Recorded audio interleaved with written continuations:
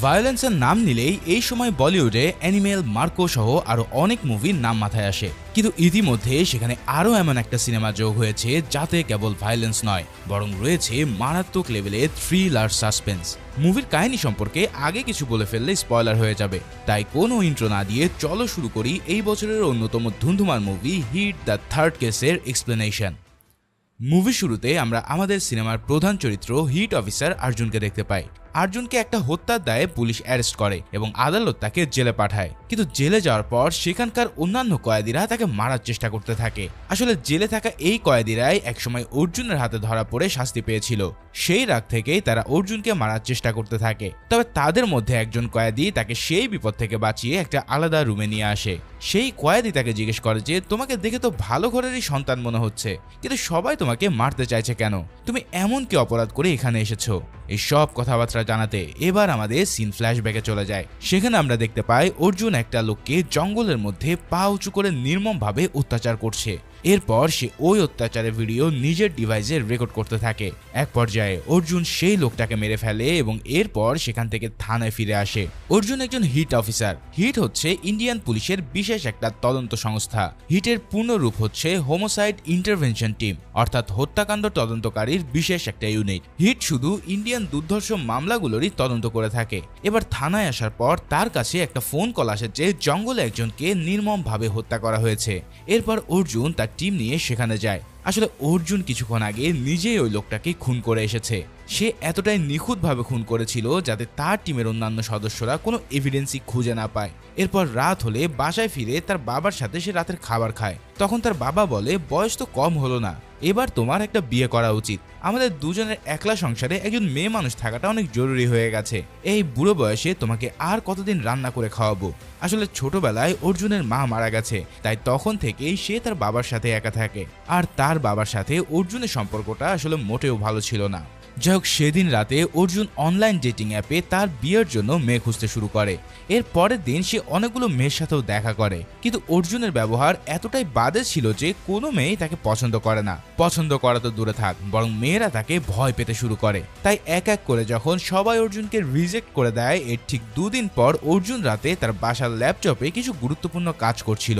ঠিক এমন সময় তার বাবা এসে আবারও তাকে বিয়ের কথা বললে অর্জুন এবার প্রচন্ড রেগে যায়। কিন্তু অর্জুনের বাবা হাল ছাড়ার পাত্র নয়। তিনি সাফ সাফ জানিয়ে দেন যে এবার তাকে বিয়ে করতেই হবে। অনেক হয়েছে, এভাবে আর তার জীবন চলতে পারে না। যাই হোক, পরের দিন অর্জুন যখন ডিউটিতে যায় তখন সে একটা মেয়েকে দেখতে পায়। মেয়েটা তার কাছে এসে বলে যে কি ব্যাপার, অনলাইনে তো অনেক ভালোই মেসেজ করতে পারো, কিন্তু কাছে আসলে কথা বলছো না কেন? এই সব কথাবার্তা শুনে অর্জুন মেয়েটার কথা কিছুই বুঝতে পারছে না। আসলে সব কিছুই করেছে অর্জুনের বাবা। অর্জুনের বাবা সেই ডেটিং অ্যাপে অর্জুনের নামে অ্যাকাউন্ট খুলে উনিই সেই মেয়েটার সাথে কথা বলেছিলেন। এই সব কাণ্ড বুঝতে পেরে অর্জুন তার বাবাকে ফোন করে ব্যাপক রাগারাগি করে। সে বলতে থাকে যে তুমি বুড়ো বয়সে এসব কি শুরু করেছো? তোমার কি ভীমরতি ধরেছে? এই সব কথাবার্তা বলে অর্জুন রাগ করে ফোনটা কেটে দেয়। এরপর অর্জুন সেই মেয়েটাকে সব ঘটনা খুলে বলে। মেয়েটি অর্জুনের সরলতা দেখে বেশ ইমপ্রেসড হয়ে পড়ে। সে বলে, আচ্ছা যাই হোক, আপনি চাইলে আমরা একসাথে বসে কফি খেতে পারি। এরপর ওই মেয়েটা তার নিজের পরিচয় দেয়। তার নাম অঞ্জলি। সে ইকোনমিক্স নিয়ে পড়াশোনা করছে। এখানে অর্জুন অঞ্জলির এমন সহজ সরল ভাব দেখে বেশ ইমপ্রেসড হয়ে পড়ে আর ধীরে ধীরে তার মধ্যে ভালো লাগা শুরু হতে থাকে। আসলে অর্জুন ছোট থেকে একা একা বড় হয়েছে, তাই সে কখনোই কোনো মেয়েদের সংস্পর্শ পায়নি। এমনকি কিভাবে তাদের সাথে কথা বলতে হয় এই সব কিছু সে জানেই না। কিন্তু অঞ্জলি প্রথম দেখাতেই অর্জুনের ফিলিংসগুলো বুঝতে পেরেছিল। তাই এরপর তারা একসাথে অনেক টাইম স্পেন্ড করে এবং দুজনে মিলে অনেক জায়গা ঘুরতেও যায়। এর পরের সিনে দেখা যায় অর্জুন আবারও একটা লোককে খুন করার জন্য জঙ্গলে নিয়ে এসেছে। এবার অর্জুন ওই লোকটার পা উপরে বেঁধে নিয়ে তার ভিডিও অন করে। আর ঠিক যখনই সে ওই লোকটাকে মারতেই যাবে, ঠিক সেই সময় তার সহকর্মী এসআই সানভি সেখানে চলে আসে। অর্জুনের দিকে বন্দুক তাক করে সে বলে, আপনি অনেক অপরাধ করেছেন, আমি আর কোনো নিরীহ মানুষকে আপনার হাতে খুন হতে দেব না। আচমকা সানভিকে দেখে অর্জুন কিছুটা অবাক হয়ে যায়। এরপর সে সানভির বন্দুক কেড়ে নিয়ে তাকে একটা চেয়ারের সাথে বেঁধে রাখে। সানভি তাকে নিরীহ মানুষদের খুন করতে নিষেধ করে, কিন্তু অর্জুন তখন রাগ করে বলে যে এই খুনের অপরাধে যদি আমাকে ফাঁসিও দেওয়া হয় তবু আমাকে কেউ থামাতে পারবে না। আমি একে মেরেই ছাড়বো, কেননা একে মারার থেকে পৃথিবীর কেউই আমাকে বাঁচাতে পারবে না। এই সব কথাবার্তা আর অর্জুনের এমন চেহারা সানভি তার জীবনেও দেখেনি, তাই সে হতবাক হয়ে অর্জুনের দিকে তাকিয়ে থাকে। এখন তোমাদের মনে প্রশ্ন আসতে পারে যে একজন পুলিশ অফিসার হয়ে সে কেন এরকম নিরীহ মানুষদেরকে খুন করছে, কি তার আসল উদ্দেশ্য? এখন এই সব কিছু জানতে চলো আবারও অতীতে চলে যায়। এখানে দেখা যায় অর্জুনকে ভারতের জম্মু কাশ্মীরের শ্রীনগরে ট্রান্সফার করা হয়েছে। এখানে পোস্টিং হওয়ার কিছুদিনের মধ্যেই সেখানে একটা খুন হয়। এই খুনটা এতটাই ভয়ানক আর নৃশংসভাবে করা হয়েছিল যে তার শরীর থেকে অপরাধীরা 3টা অঙ্গ কেটে নিয়েছিল। এই সব কিছু দেখার পর অর্জুন সেই হত্যাকাণ্ডের তদন্ত শুরু করে। এভাবেই তদন্ত করতে করতে এক সময় সে অপরাধীকেও ধরে ফেলে, কিন্তু এরপরে সেখানে ঘটে এক অদ্ভুত ঘটনা। অনেক টর্চার এবং জিজ্ঞাসাবাদের পরেও অপরাধী থেকে সে কোনো তথ্যই বের করতে পারে না। এছাড়াও অনেক ইনভেস্টিগেশন করার পরেও এই অপরাধের আসলে কি যে মোটিভ রয়েছে তারও সে কোনো হদিস পায় না, যার ফলে সে কিছুতেই বুঝতে পারে না যে কেন এই খুনগুলো করা হচ্ছে। তবে এই ঘটনার কিছুদিন পর সে টিভিতে দেখতে পারে যে বিহারেও ঠিক একইভাবে এক ব্যক্তিকে খুন করা হয়েছে। অর্জুন অনেক অবাক হয়ে দেখতে থাকে যে একই স্টাইলে ঠিক একইভাবে এই হত্যাকাণ্ডগুলো করা হয়েছে, কিন্তু এখানে সবচেয়ে ভয়ের ব্যাপার হলো এই দুটো লোকেশন একদমই ভিন্ন। তার মানে এই একই ব্যক্তি এসব খুনগুলো করছে না, হয়তো দুই প্রান্তে দুজন ভিন্ন ব্যক্তি খুন করে চলেছে। কিন্তু এটা কিভাবে সম্ভব? এটা নিশ্চয়ই কোনো বড় গ্যাংয়ের কাজ হবে। তাই অর্জুন এরপর তার এসআইকে বিহারের পুলিশের সাথে যোগাযোগ করতে বলে। এরপর তারা সেই হত্যা মামলার সকল রেকর্ড এবং এভিডেন্স দেখতে চায়, কিন্তু বিহার পুলিশ থেকে তারা সেভাবে কোনো রেসপন্সই পায় না। যার ফলে অর্জুন এবার সিদ্ধান্ত নেয় যে সে বিহারে গিয়ে সরাসরি এই কেসের ডিটেলস জেনে আসবে। যার কারণে অর্জুন তার পুরো টিম নিয়ে বিহারের উদ্দেশ্যে রওনা দেয়। কিন্তু অর্জুন বিহারে গিয়ে দেখে যে বিহারের পুলিশ ইতিমধ্যে সেই অপরাধীকে গ্রেফতার করে ফেলেছে। এরপর অর্জুন সেই অপরাধীর সাথে দেখা করে, কিন্তু ওই ক্রিমিনাল তাকে পাত্তা না দিয়ে চ্যালেঞ্জ করে বলে, পৃথিবীর কোনো হাজত নেই যে আমাকে আটকে রাখতে পারে, আমি 2 ঘন্টার মধ্যেই এখান থেকে বেরিয়ে যাব। ঠিক তখনই সেখানে বিহারের পুলিশের একজন এসে অর্জুনকে বলে এই ছেলেটা একটা নেতার হয়ে কাজ করে এবং কিছুক্ষণের মধ্যেই তার লোকেরা থানায় গিয়ে হামলা করে তাকে নিয়ে যাবে। এই কথা শোনার পর সেই অপরাধীকে সঙ্গে নিয়ে কাশ্মীরে গিয়ে আরো ভালোভাবে তদন্ত করতে চায়। তবে কাশ্মীরে যাওয়ার পথে অর্জুনের গাড়ির উপরে সেই নেতার লোকেরা হামলা করে বসে এবং সেখানে এক বীভৎস লড়াই শুরু হয়। তবে ফাইনালি অর্জুন সেই অপরাধীকে শ্রীনগরে নিয়ে আসতে সক্ষম হয়। এরপর শ্রীনগরে ফিরে এসে অর্জুন দেখে যে সেখানে তার বিরুদ্ধে জনগণ বিক্ষোভ করছে। আসলে যাকে সে শ্রীনগরে অ্যারেস্ট করেছিল সেই ব্যক্তি হচ্ছে এই জম্মু কাশ্মীরের সংগঠন আজাদ কাশ্মীরের একজন বড় নেতা। তাই তাকে বাঁচাতে বাইরে সবাই প্রচন্ড বিক্ষোভ করছে। এর পরের সিনে আমরা দেখি অর্জুন তার সিনিয়র অফিসার মিস রিয়ার সাথে কথা বলছে। এখানে দেখা যায় রিয়া অর্জুনের উপরে প্রচন্ড রেগে যায় এবং তাকে আরো সংযত হতে আদেশ করে। তবে অর্জুন সেই অপরাধীকে ধরার সময় তার সহযোগীদের বেধড়ক মারধর করে এবং সেটা দেখে জনগণ আরো বেশি ক্ষেপে যায়। অর্জুন তখন বলে, ম্যাম, এটা নিয়ে মোট 17টা খুন হয়েছে এবং এই সব খুনগুলো হয়েছে ঠিক একই স্টাইলে। তবে একই স্টাইলে খুন হলেও এই সব খুনগুলো হয়েছে ভিন্ন ভিন্ন জায়গায়। তাই আমার মনে হয় এটা কখনোই কোনো কাকতালীয় ঘটনা হতে পারে না, এর পিছনে নিশ্চয়ই গভীর কোনো ষড়যন্ত্র রয়েছে। তাই আমি এই কেসটাকে গভীরভাবে ইনভেস্টিগেশন করতে চাই। এই সব কথাবার্তা শুনে রিয়া বিষয়টার গুরুত্ব বুঝতে পারে, তাই সে অর্জুনকে এই কেসের ইনভেস্টিগেশনের দায়িত্ব দিয়ে দেয়। এরপর অর্জুন সেখান থেকে বের হয়ে দেখে যে বিক্ষোভকারীদের একজন তার ইউনিফর্ম পুড়িয়ে ফেলছে।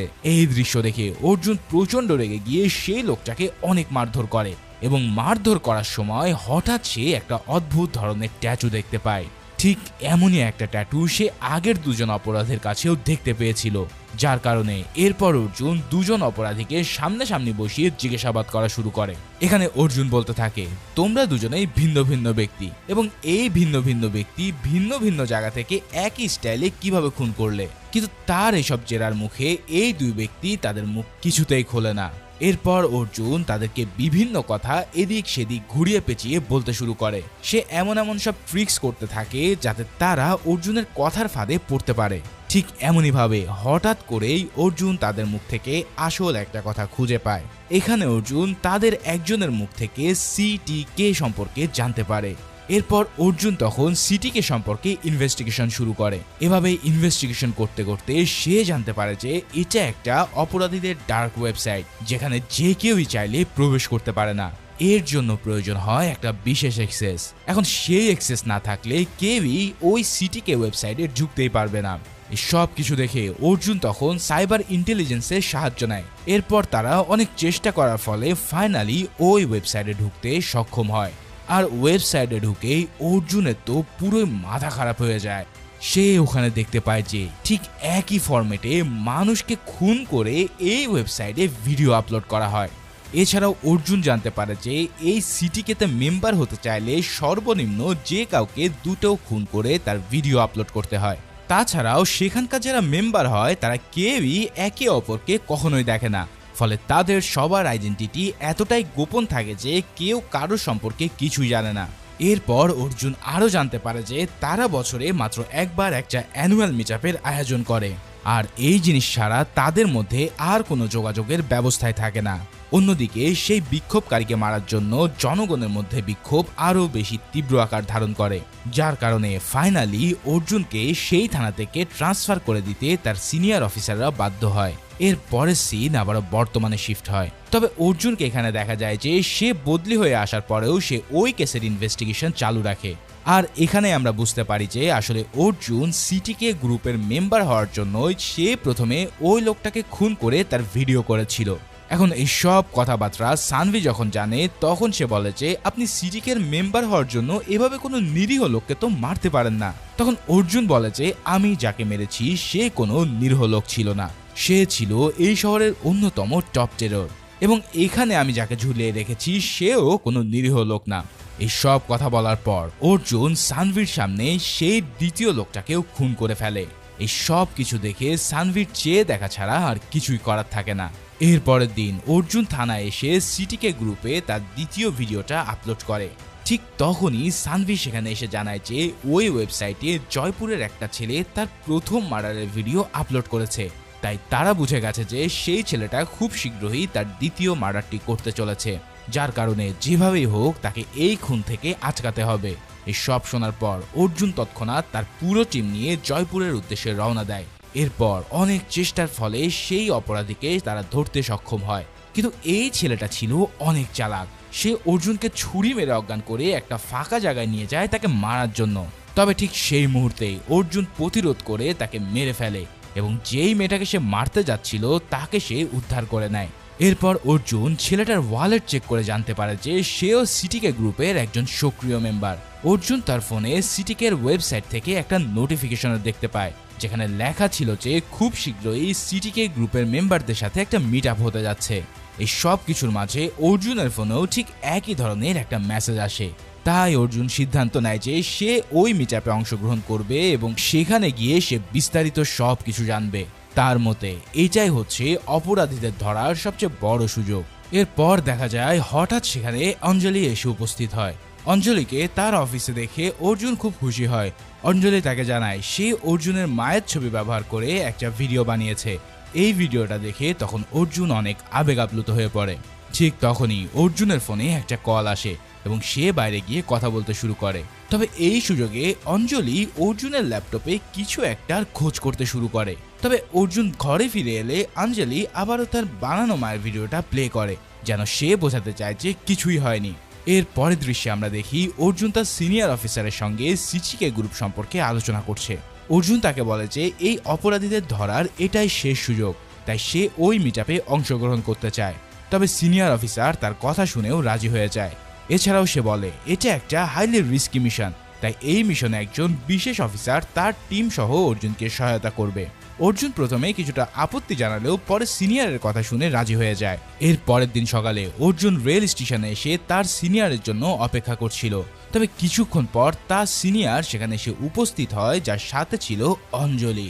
এই অঞ্জলিকে দেখে অর্জুন তো যেন পুরো আকাশ থেকে পড়ে। ঠিক তখনই তার সিনিয়র জানায় অঞ্জলি হচ্ছে সেই বিশেষ অফিসার যে তাকে এই মিশনের জন্য সাহায্য করবে। এরপর অর্জুন তার সিনিয়রের কাছ থেকে বিদায় নিয়ে ট্রেন যাত্রা শুরু করে। ট্রেন চলাকালীন অঞ্জলি তার কাছে এসে বলে ডিএসপি স্যার আমাকে তোমার উপরে নজর রাখতে বলেছিল, তাই আমি আমার কেবল ডিউটি পালন করেছিলাম। তবে আমার ডিউটি পালন করতে গিয়ে আমি সত্যি সত্যি তোমাকে অনেক ভালোবেসে ফেলেছি। আমি যখন পুলিশের ট্রেনিং নিচ্ছিলাম তখন থেকেই আমার তোমাকে ভালো লাগতো। আর একদিন সকালে তুমি আমার বন্ধু বোনকে যখন কিছু গুন্ডাদের হাত থেকে বাঁচিয়েছিলে সেদিন থেকেই আমি তোমাকে সম্পূর্ণরূপে ভালোবেসে ফেলেছি। অঞ্জলির এই সব কথাবার্তা শুনে অর্জুনও বুঝতে পারে যে না, সে তাকে সত্যিকার অর্থেই ভালোবাসে। যাই হোক, এর পরের দৃশ্যে আমরা চলে যাই অরুণাচল প্রদেশে। এখানে অর্জুন সিটিকে গ্রুপ মেম্বারদের জন্য অপেক্ষা করছিল। অন্যদিকে অঞ্জলি ও তার টিম গোপনে অর্জুনকে ফলো করছিল যেন কোনো বিপদ হলে দ্রুত তাকে সেখানে সাহায্য করতে যেতে পারে। ঠিক এমনই এক সময় 3টে গাড়ি তাদের সামনে আসে এবং তারা অর্জুনকে নিয়ে দ্রুত সেখান থেকে চলে যায়। এরপর অঞ্জলি তখন তার টিমকে 3টে ভাগে ভাগ করে 3টা গাড়িকে ফলো করতে বলে, কিন্তু দেখা যায় যে 3টা গাড়ির একটাতেও অর্জুন ছিল না। এটা আসলে সিটিকে গ্রুপের সিকিউরিটির জন্য একটা ফাঁদ ছিল। অর্জুনের চোখ বেঁধে তারা তাকে পুরাতন জমিদার বাড়িতে নিয়ে যায়। ঠিক সেইখানেই আমরা এই সিটিকে গ্রুপের অ্যাডমিন আলফাকে দেখতে পাই। আলফা অর্জুনকে অভ্যর্থনা জানায় এবং ভিতরে নিয়ে গিয়ে তার ইউনিফর্ম খুলে সিটিকে মেম্বারদের নির্ধারিত পোশাক পরিয়ে দেওয়া হয়। এরপর সেখানে দেখা যায় যে অর্জুন ছাড়াও আরো নতুন 5 সদস্য ওই মিটআপে অংশ নিতে এখানে এসেছে। এদিকে অঞ্জলি যখন 3টা গাড়িকে অনুসন্ধান করে ধরে ফেলে তখন দেখা যায় যে গাড়িগুলোর ভিতরে আর কেউ নেই। আসলে সেই গাড়িগুলোকে দূর থেকে রিমোট কন্ট্রোলের মাধ্যমে নিয়ন্ত্রণ করা হচ্ছিল। এই সব কাণ্ড দেখে অঞ্জলি পুরো হতাশ হয়ে পড়ে এবং তার সিনিয়র অফিসারকে ফোন করে জঙ্গলের ভিতরে অভিযান চালানোর অনুমতি চায়, কিন্তু অফিসার তাকে শান্ত থাকতে বলে এবং আরো কিছুক্ষণ অপেক্ষা করার নির্দেশ দেয়। তবে অর্জুনের চিন্তায় অঞ্জলি কোনোভাবেই নিজেকে আর স্থির রাখতে পারছিল না। এমনকি সেই গ্রুপটা তাদের একজন পুলিশ অফিসারকেও কিডন্যাপ করে নিয়ে গেছে। এবার অঞ্জলি সানভিকে বলে আমাদের যে করেই হোক অর্জুনকে খুঁজে বের করতে হবে। এখনো পর্যন্ত তার লোকেশন আমরা ট্রেস করতে পারিনি, যার কারণে বিপদে পড়লে আমরা কোনোভাবেই তাকে সাহায্য করতে পারবো না। সানভি অঞ্জলির কথায় একমত হয় এবং তাদের দল নিয়ে অর্জুনকে খুঁজতে বের হয়ে যায়। অন্যদিকে আমরা দেখতে পাই সিটিকে গ্রুপের অ্যাডমিন আলফা নতুন সদস্যদের সঙ্গে পুরাতন সদস্যদের পরিচয় করিয়ে দিচ্ছে। সেখানে প্রায় 150 জনের মতন সদস্য উপস্থিত ছিল এবং প্রত্যেকে ছিল অত্যন্ত আক্রমণাত্মক। অর্জুন সেখানে তাদের কর্মকাণ্ডগুলো দেখে প্রচন্ড হতভম্ব হয়ে যেতে থাকে। এখানে দেখা যায় তারা একে অপরকে মারামারি করার এক নির্মম খেলায় তখন মেতে উঠেছিল। এরপর আলফা সবাইকে থামিয়ে তার বক্তব্য দিতে শুরু করে। সে বলতে থাকে মানুষ জন্ম থেকেই স্বাধীন, মানুষ যা চায় সে তাই করবে, কিন্তু আইন আমাদের হাত পা বেঁধে রেখেছে। শুধুমাত্র এই আইনের জন্যই আমরা স্বাধীনভাবে বাঁচতে পারছি না। তাই আমাদেরও ফ্রিডম চাই, আমরা চাই স্বাধীনভাবে বেঁচে থাকতে, আর তার জন্য যা কিছু দরকার তাই আমরা করব। এই বক্তব্যের পর সেখানে উপস্থিত সকল সদস্যরা ফ্রিডম ফ্রিডম বলে চিৎকার করতে থাকে এবং এক বুনো উল্লাসে মেতে ওঠে। এরপর তারা প্রথমেই এক নারীকে নির্মমভাবে হত্যা করে। এই দৃশ্য দেখে অর্জুনের মন প্রচন্ড ভেঙে যায় আর সে প্রচুর কষ্ট পেতে শুরু করে। এরপর সেখানে কিছুক্ষণের বিরতি দেওয়া হয়। সেই সুযোগে অর্জুন এই জমিদার বাড়ির ভিতরটা সার্চ করতে থাকে। এভাবেই সার্চ করতে করতে অর্জুন একটা রুমের ভিতরে আসে আর এখানে এসে তার চোখ কপালে উঠে যায়, কেননা এখানে আগে থেকেই অনেক মানুষকে বন্দি করে রাখা হয়েছে। এই দৃশ্য দেখে তার মন ভারাক্রান্ত হয়ে ওঠে। এরপর সে সোজা চলে যায় সিটিকে অ্যাডমিনের রুমে এবং সেখানে থাকা স্যাটেলাইট ফোনের সেট ব্যবহার করে সে রেডিও সিগন্যাল পাঠানোর চেষ্টা করে, কেননা এখানে আসার আগে তার মোবাইল ফোনটাকে ভেঙে ফেলা হয়েছিল। এরপর আবারও ওই অনুষ্ঠানটা শুরু হলে অর্জুন সেখান থেকে বেরিয়ে আসে। এবার সে এসে দেখতে পায় যে আবারও নতুন করে তারা একজনকে হত্যা করে আনন্দ মেতে উঠেছে। ঠিক তখনই অর্জুন মনে মনে এক পরিকল্পনা করে যে যেভাবেই হোক তাকে এই ব্যক্তিটাকে বাঁচাতেই হবে। তাই সবার চোখের আড়ালে সে সেখান থেকে বেরিয়ে একটা বিস্ফোরণ ঘটায়। এই বিস্ফোরণের আওয়াজে সবার দৃষ্টি সেখানে চলে যায় আর এই সুযোগে ওই বন্দির নজর সবার চোখ থেকে এড়িয়ে যায়। ঠিক তখনই আলফা চিৎকার করে বলে যে আমাদের দলে নিশ্চয়ই একজন বিশ্বাসঘাতক রয়েছে, তা না হলে এখানে একা একা কখনো বিস্ফোরণ ঘটতে পারে না।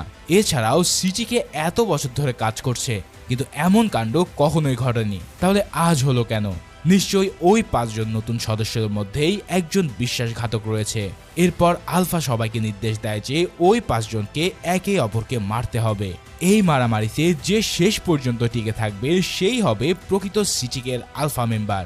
এসব কথা শোনার পর তাদের 5 জনের মধ্যে শুরু হয় এক দুর্দান্ত ফাইটিং, কিন্তু দেখা যায় যে কেউই অর্জুনের সাথে সেখানে পেরে ওঠে না, কেননা অর্জুন একে একে সবাইকেই মেরে ফেলে। এই সব কাণ্ড দেখে আলফা এবার মুচকি আসে। তারপর সে বলতে শুরু করে একজন প্রশিক্ষিত পুলিশ অফিসার ছাড়া একা কারোর পক্ষে 4 জনকে মেরে ফেলা সম্ভব নয়। তাই আমার মতে তুমি সেই বিশ্বাসঘাতক যে বিস্ফোরণ ঘটিয়েছিলে। এরপর সে আদেশ দেয় সেই পুলিশ অফিসারটাকে সেখানে নিয়ে আসতে। আলফা সেই পুলিশ অফিসারকে জিজ্ঞেস করে যে সে কি অর্জুনকে চেনে কিনা। ঠিক তখনই অর্জুন তার চোখের ইশারায় তাকে হা বলতে বলে, আর এটা দেখে সেই পুলিশ অফিসার বলে যে হ্যাঁ, অর্জুনই হলো আমাদের সিনিয়র অফিসার। এই কথা শুনে আলফা এবার তার আসল বুদ্ধি চালে। সে তখন বলে যে এবার তোমাদের দুজনের মধ্যে ফাইট করতে হবে, তোমাদের দুজনের মধ্যে যে বেঁচে থাকবে শুধু তাকেই আমরা ছেড়ে দেব। এই কথা শুনে অর্জুন বাধ্য হয়ে তার সাথে ফাইট করা শুরু করে দেয়। তবে এই ফাইটের মাঝখানে অর্জুন তাকে বলে যে তোমাকে এখন অভিনয় করতে হবে, আমি শুধু তোমাকে আছড়ে ফেলবো আর তুমি মার খাওয়ার অভিনয় করতে থাকবে। এই কথা বলার পর সেখানে তাদের মধ্যে এক ডাব্লিউডাব্লিউইর ফাইট শুরু হয়ে যায়। তবে এই ফাইট শুরু হওয়ার মধ্যেই হঠাৎ আলফার এক লোক ওই 5 নতুন সদস্যদের একজনের পকেটে একটা চিপস খুঁজে পায়।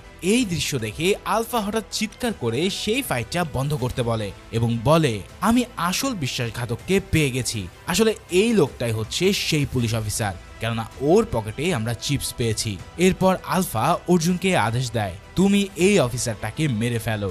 অর্জুন তখন বলে যে আমার দলে যেহেতু একটা বিশ্বাসঘাতক ঢুকে পড়েছে তাই তাকে মেরে ফেললে আমরা আর কিছুই জানতে পারবো না, যার কারণে আমাকে জানতে হবে যে কে কে পুলিশের হয়ে কাজ করছে কিংবা তাদের পরিকল্পনা কি, আর এই সব জানার জন্য আমাদের ওকে জীবিত রাখতেই হবে, কেননা ও আমাদের পুলিশের সব ইনফরমেশন গুলো দিয়ে দেবে।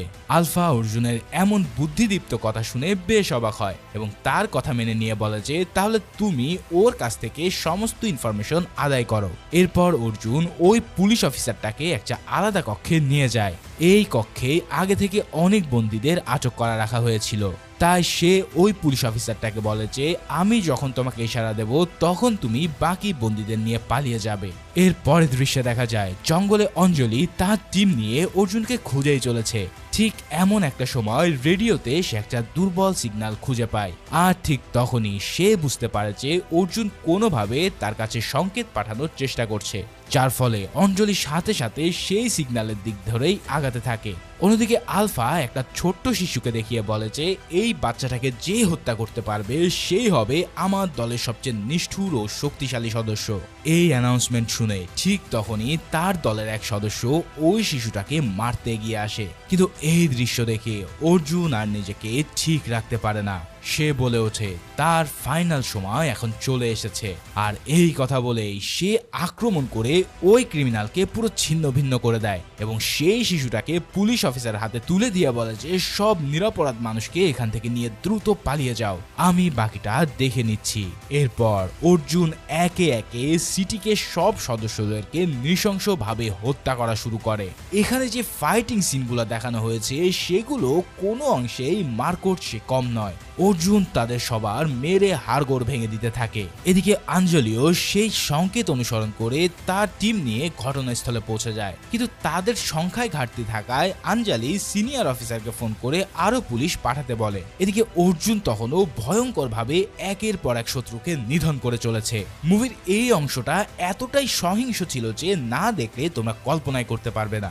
এক সময় আঞ্জলি তার টিম নিয়ে অর্জুনের সাথে যুক্ত হয়, কিন্তু তখনও সিটিকে সদস্য সংখ্যা বেশি হওয়ায় অর্জুন কিছুটা দুর্বল হয়ে পড়ে। তবে ঠিক সেই সময় সবাইকে অবাক করে দিয়ে হিট 1-এ থাকা শঙ্কর এসে সেখানে অর্জুনকে সাহায্য করে। এরপর অর্জুন ও শঙ্কর মিলে একে একে সব সিটিকে সদস্যকে মেরে ফেলে এবং অবশেষে এই গ্রুপ অ্যাডমিন আলফাকে তারা ধরে ফেলতে সক্ষম হয়। আলফাকে ধরা হয়ে গেলে আলফা তখন হাসতে হাসতে বলে তুমি এমন একজনকে মারতে যাচ্ছ যার চোখে কোনো মৃত্যুর ভয় নেই, যার কাছে মৃত্যু একদম তুচ্ছ একটা ব্যাপার। আমার হৃদয়ে কোনো হতাশা বা আফসোসও নেই, তাই এমন একজনকে মেরে তোমার কি লাভ। ঠিক তখনই অর্জুন শান্ত সুরে উত্তর দেয় যে আমি যেই সিটিকে সদস্যকে জয়পুরে মেরেছিলাম সে ছিল তোমার আপন ছোট ভাই। আর এই কথা শুনে আলফা এবার প্রচন্ড হতবাক হয়ে পড়ে। এছাড়াও তার ছোট ভাইয়ের কথা মনে করতে করতে সে ভিতর থেকে ভেঙে পড়ে। ঠিক তখনই অর্জুন তার মাথায় গুলি করে তার চ্যাপ্টার এখানেই শেষ করে দেয়। ফাইনালি সব কিছু শেষ হয়ে গেলে এরপর আমরা দেখি অর্জুন ও শঙ্কর একসাথে বসে এই কেস নিয়ে কথা বলছে। এবার শঙ্কর তাকে জানায় তাদের মতোই আরেকজন গোয়েন্দা এবং আইএসআই অফিসার এসিপি অমৃতা এই কেসটা নিয়ে তদন্ত করছিল। সেই সব কথার মাঝে তারা মজা করে বলে যেই মহিলাকে তারা একবার এক অভিযানে মারে তিনিই ছিলেন সেই এসিপি অমৃতা। অমৃতা সিটিকে গ্রুপ সম্পর্কে গুরুত্বপূর্ণ তথ্য জানতে পেরেছিলেন, তাই তিনি সরাসরি তাদের আস্তানায় গিয়ে ঝুঁকে পড়েন, কিন্তু দুর্ভাগ্যজনকভাবে সে ধরা পড়ে যায়। মূলত সেদিন তাকে মারার কথা ছিল না। সিটিকে সাধারণত সিরিয়াল অনুযায়ী তাদের ভিকটিমদেরকে হত্যা করত, তবে সেদিন এক ছোট্ট মেয়ের সিরিয়াল ছিল, কিন্তু অমৃতা সেই শিশুটাকে রক্ষা করতে নিজের সিরিয়াল বদলে প্রথমে তার নাম লেখায় যাতে ওই মেয়েটা বেঁচে যায়। অমৃতা সেই ছোট্ট প্রাণকে রক্ষা করতে গিয়ে নিজেই তার জীবন দিয়ে দেয়। এছাড়াও আরও একটা ভয়ঙ্কর তথ্য তাদের সামনে আসে। সিটিকে গ্রুপের প্রধান ছিল স্যামুয়েল জেমস। অমৃতা তার সম্পর্কেও নিশ্চিত তথ্য পেয়েছিল, কিন্তু তাকে ধরার আগেই স্যামুয়েল তাকে হত্যা করে ফেলে। এছাড়াও এই গ্রুপ মানুষের শরীর থেকে অঙ্গ চুরি করে এক ধরনের ভয়ানক ড্রাগ তৈরি করত, যা এতটাই শক্তিশালী ছিল যে যেটা 80 বছরের এক বৃদ্ধাকেও সন্তান জন্ম দেওয়াতে পারত। তাই এই ড্রাগ বিভিন্ন অবৈধ ও অমানবিক কাজে ব্যবহার করা হতো। এছাড়াও অর্জুন ও শঙ্করের অনুসন্ধানে জানা যায় যে বর্তমানে স্যামুয়েল জেমস আরেক মামলায় 4 বছরের সাজা খাটছে এবং সে এখন জেলেই আছে। এসব কথা শোনার পর অর্জুন একটা প্ল্যান করে। সে আর চায় না যে আইনের মাধ্যমে এই স্যামুয়েলস বিচার পাক, আর সে তাকে নিজেই শেষ করার জন্য প্ল্যান করে বসে। তাই শঙ্কর তাকে ইচ্ছাকৃতভাবে সেই জেলে পাঠিয়ে দেয়। আর এরপরে আমরা দেখতে পাই অর্জুন এই গল্পটা যাকে শোনাচ্ছিল সে আর কেউই নয়, বরং সে ছিল স্বয়ং স্যামুয়েল জেমস। এসব কথা শুনে জেমস ধীরে ধীরে বুঝতে পেরে যায় যে অর্জুন এখানে কেন এসেছে, কিন্তু তার কিছু করার আগেই অর্জুন তার কেচ্চা খতম করে দেয়। আর ঠিক এই মুহূর্তের মধ্য দিয়েই এই মুভিটা এখানেই শেষ হয়। তবে মুভি শেষ হতে হতে ফাইনালি দেখা যায় যে হিট 4 ইজ কামিং সুন নামের একটা টেক্সট চলে এসেছে। তার মানে এই মুভির 4th সিকুয়েলও আসতে চলেছে। তো ভিডিওটা কেমন লাগলো তা অবশ্যই আমাকে জানিও, আর ভালো লেগে থাকলে ভিডিওটাতে একটা লাইক করে দিও।